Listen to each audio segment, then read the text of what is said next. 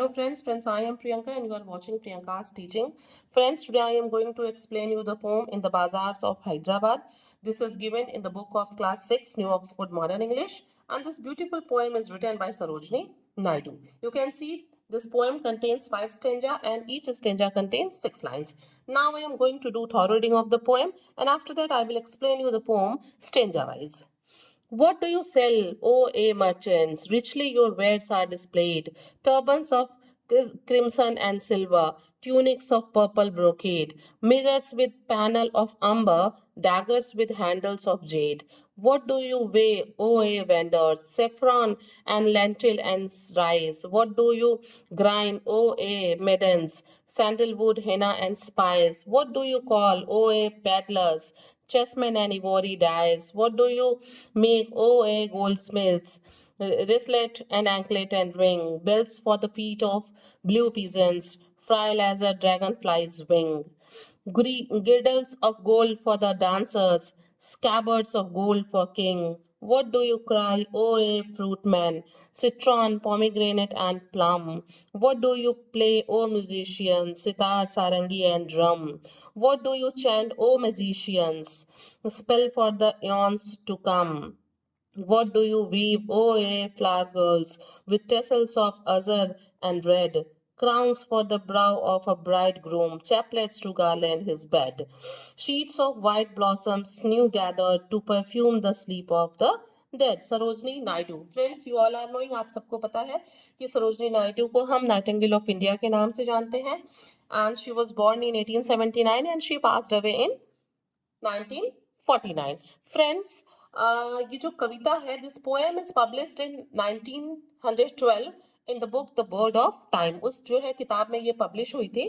और मुझे लगता है कि सरोजनी नायडू ने हैदराबाद के बाजारों का एक्सप्लेनेशन वर्णन इसलिए किया है because she was born in Hyderabad, क्योंकि उनका जन्म वहाँ हुआ था और वो वहाँ के मार्केट्स को अच्छे से जानती हैं और वो वहाँ की सोशल और कल्चरल लाइफ को शो करना चाहती हैं. That is why she has taken Hyderabad in the pome.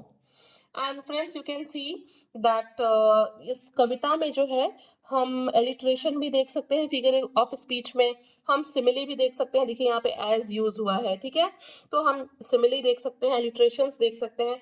और अगर हम राइमिंग स्कीम की बात करें तो A B C B D B यहाँ पे राइमिंग स्कीम होगी. आप देखिए यहाँ पे displayed and brocade, silver and amber, ये क्या कर रहे हैं, एक दूसरे से राइम कर रहे हैं, इसलिए यहाँ पे जो राइमिंग स्कीम है A B C again B D B. Okay friends.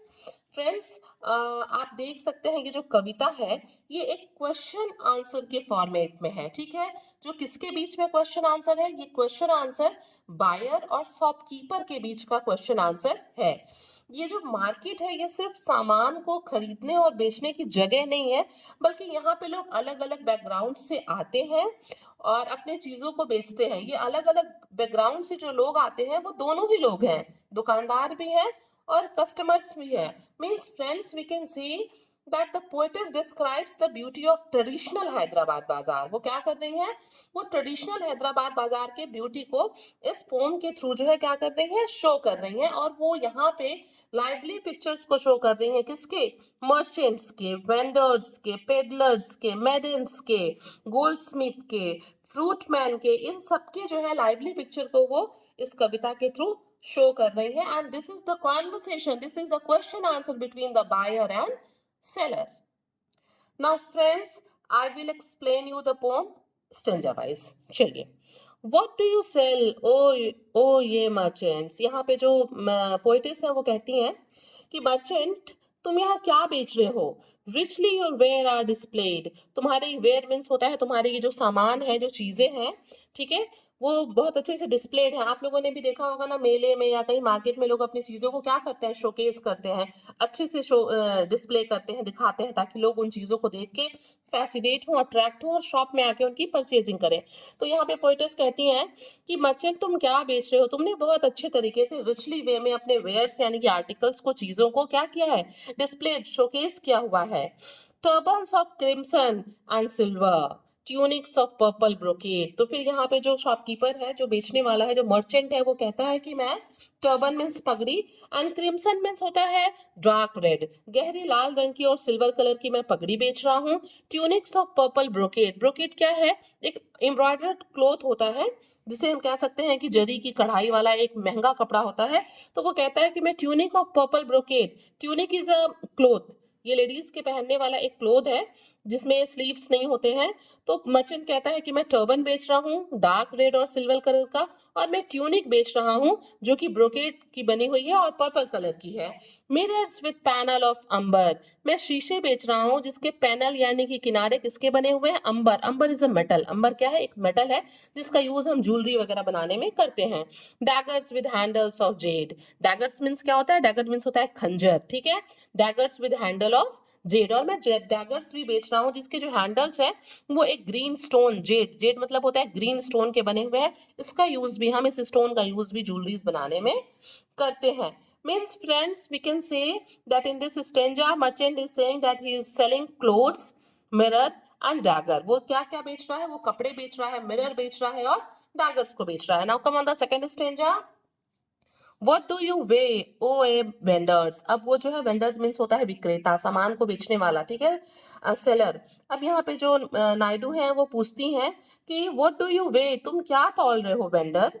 Saffron and lentil and rice, vendor यहाँ पे कहता है कि मैं यहाँ पे केसर को, लेंटिल यानी कि मसूर की दाल, और चावल को तौल रहा हूँ। What do you grind, O ye maidens, maiden means young unmarried girls, ठीक है, जो जवान कुंवारी लड़कियां हैं उनके लिए हम मेडन्स यूज करते हैं। तो यहाँ पे सरोजनी नायडू पूछती हैं कि तुम अनमैरिड यंग गर्ल्स, तुम लोग क्या पीस रहे हो, क्या ग्राइंड कर रहे हो? एंड दे रिप्लाइड, और वो जवाब देती हैं सैंडलवुड हिना एंड स्पाइस, कि हम जो है सैंडलवुड को और मेहंदी को और मसालों को पीस रहे हैं। What do you call, O ye pedlars, pedlars कौन होते हैं? पेडलर्स वो होते हैं ना फेरी वाले जो घूम घूम के अपना सामान बेचते हैं।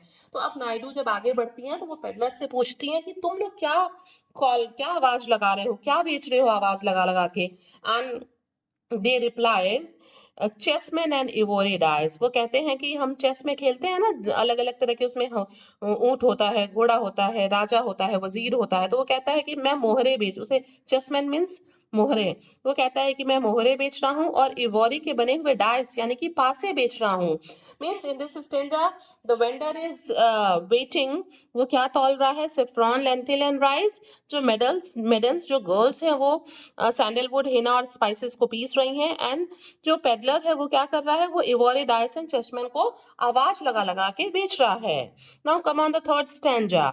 What do you make, O ye goldsmith, अब वो जो है आगे बढ़ती हैं और गोल्डस्मिथ से पूछती हैं कि तुम क्या बना रहे हो, और वो रिप्लाई करता है उनको रिसलेट एंड एंकलेट एंड रिंग, कि मैं जो है हाथ के कड़े, रिसलेट मीन्स हाथ के कड़े, एंकलेट यानी कि पायल, और रिंग यानी कि अंगूठी बना रहा हूँ। Bells for the feet of blue pigeons, और मैं पिजन्स के पैर में बांधने के लिए मैं छोटे छोटे बेल्स बना रहा हूँ। Frail as a dragonfly's wing, और ये बेल्स इतने नाजुक हैं, फ्राइल मीन्स होता है बहुत डेलिकेट, बहुत कमजोर, बहुत इमोरल, ठीक है, मैं इतने इमोरल, इतने कमजोर, इतने डेलिकेट बेल्स बना रहा हूँ, वो उतने ही नाजुक हैं, कमजोर हैं जितने की ड्रैगन फ्लाइज के विंग होते हैं। ड्रैगन फ्लाई इंसेक्ट होते हैं, आप लोगों ने देखा भी होगा। Girdles of gold for the dancers, मैं डांसर्स के लिए, डांस करने वाली लड़कियों के लिए गिल्डल्स यानी कि कमरबंद बनाना हूँ, कमर में पहने जाने वाला एक ये ऑर्नामेंट है। And scabbard of gold for the king, और किंग के लिए स्कैबर्ड मीन्स होता है म्यान, जिसमें एक छोटी खंजर या तलवार रखी जाती है। तो गोल्डस्मिथ कहता है कि वो बहुत सी चीजें बना रहा है, वो कड़े बना रहा है वो पायल बना रहा है, वो रिंग बना रहा है, वो बेल्स को बना रहा है, गिर्डल यानी कि कमरबंद बना रहा है, और राजा के लिए वो क्या बना रहा है? म्यान भी बना रहा है। Now come on the next stanza. What do you cry, o ye fruit man, और अब वो आगे बढ़ के फ्रूट मैन से पूछती हैं कि तुम किस चीज की आवाज लगा लगा के चिल्ला रहे हो, और वो जवाब देता है सिट्रॉन पोमीग्रेनेट एंड प्लम, वो कहता है कि मैं नींबू, सिट्रॉन यानी कि जो सिट्रस चीजें हैं, संतरे, ऑरेंज, नींबू, पोमीग्रेनेट एंड प्लम मतलब अलूचे, मैं ये बेच रहा हूँ। What do you play, O musicians, और फिर वो म्यूजिशियन से पूछती हैं, उस बाजार में म्यूजिशियंस भी हैं, कि तुम लोग क्या बजा रहे हो, कौन से म्यूजिकल इंस्ट्रूमेंट बजा रहे हो? और वो जवाब देते हैं sitar, sarangi and drum, all these are the musical instruments. What do you chant o magicians. अब वो आगे बढ़ के मजिशियंस के पास जाती हैं और उनसे पूछती हैं कि तुम लोग क्या चैंट कर रहे हो, किस किस चीज का उच्चारण कर रहे हो। Spells for the eons to come. वो कह रखता है कि मैं हम लोग मंत्रों का उच्चारण कर रहे हैं, हम लोग कुछ वर्ड्स को जो है चैंट कर रहे हैं जो आने वाले युगों युगों में भी जो है सुना जाएगा। What do you weave O ye flower girls. और फिर वो आगे बढ़ के फ्लावर गर्ल्स से, देखिए आप you can see here in the picture flower girls are here, कि तुम लोग क्या बुनाई कर रहे हो।